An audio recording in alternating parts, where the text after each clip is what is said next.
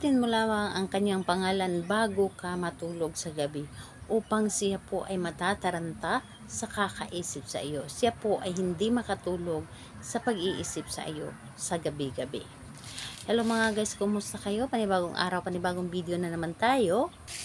And sa araw na ito ay isa na namang video ang aking tuturo sa inyo na simpleng gabay o simpleng pamamaraan na makakatulong sa atin. At bago ang lahat, gusto ko lang mag-disclaimer sa mga taong hindi naniniwala at hindi gusto ang mga kagaya nitong video.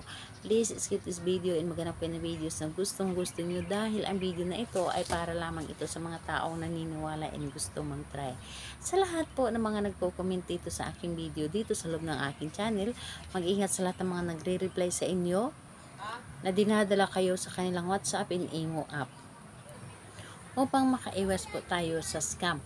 So ngayon po ituturo ko sa inyo paano matataranta ang inyong partner, lalong lalo na kapag siya po ay malayo sa inyo. Kapag kayo ay magka-LDR, dabis mo itong gawin para sa kanya upang hindi niya magawang tumingin sa iba, hindi siya magiging masaya na kasama niya yung iba or makipagkwentuhan sa iba, sa ibang babae or sa ibang lalaki. Yung tipong ikaw lamang ay sapat na para sa kanya na makita kanya, makausap kanya. So, ganito po ang ating gagawin. Ito ay pwedeng gawin sa parehasang kasarian, babae ito, babae and lalaki ito, lalaki. And syempre naman sa ating babae at lalaki na mag-partner. So, dito po, kahit LDR or magkalapit kayo sa isa't isa, basta't gusto ninyo na hindi mo siya patulugin, gawin mo ito para sa kanya. So, dito po is wala tayong gagamitin or wala tayong dapat na ihanda kundi sarili lamang natin. Kailangan natin dito ang ating sarili upang sa paggawa ng isang ritual. So, ngayon po, ang gagawin mo lamang dito ay napakadali at napakasimple lamang. So, una, syempre, ihanda natin ang ating sarili dito. Kailangan na hindi tayo nagdududa sa isang ritual at hindi tayo nagdalawang isip na gumawa sa isang ritual. So, dito po, ang gagawin mo lamang bago kayo matulog sa gabi. Bago kayo matulog sa gabi, sambitin ninyo ng 21 times ang kanyang pangalan at ang ating gagamiting magic word. So, ganito po, halimbawa, pangalan, apelyido ni target, at ang isunod natin is magic words. Matataranta ka sa kakaisip ka sa akin at hindi ka makakatulog sa gabi. Pangalan, apelyido, matataranta ka sa kakaisip sa akin at hindi ka makakatulog sa gabi-gabi.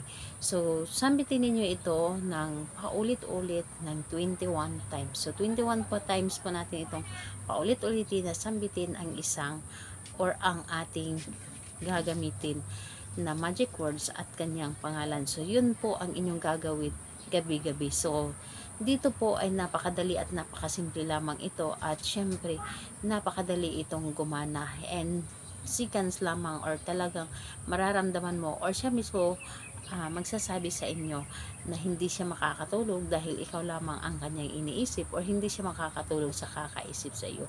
So, yun po ang inyong gagawin. So, simple lamang ito, ngunit napaka-effective nito. So, maniwala kayo at gagawin niyo ito. Kayo po mismo ang makakaramdam. Kayo po mismo makakaalam kung gaano ka-epektibo ang isang ritual na ito. So, 21 times mo itong paulit-ulit na sasabihin yung kanyang pangalan at apelyido at ang magic words na matataranta ka sa kakaisip sa akin at hindi ka makakatulog. So, ayun po, yun lamang, 21 times na paulit-ulit sa kahit anong araw at oras, basta gabi mo lamang ito gawin bago kayo matulog. So, bago ninyo ito gawin, titigan nyo muna ang kanyang larawan. So, ayun po, salamat po sa inyo. Bye-bye everyone.